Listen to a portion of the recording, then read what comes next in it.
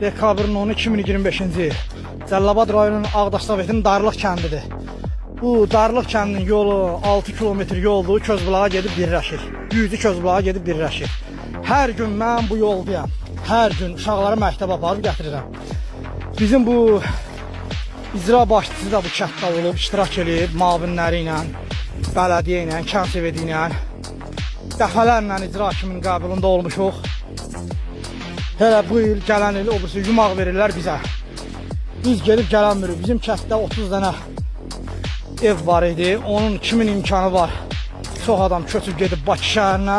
Kimin imkanı yoxdur? Bax belə hər gün əziyyət çəkir. 6 kilometr yol bax belə bərbad gündədir.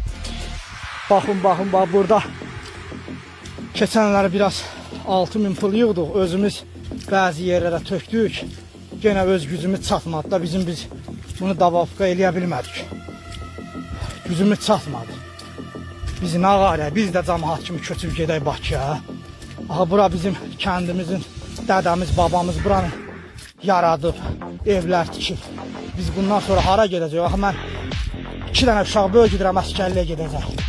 Baxı, mən bunu güclə böyüdürəm, zülümlə böyüdürəm. Və mən necə eləyim? Uşaq oxutmaq istəyirəm. Səhər əsgərliyə getdi bu. Necə mənə məktub yazıb göndərəcək? Ata, mənim vəziyyətim yaxşıdır, ya yaxşıdır.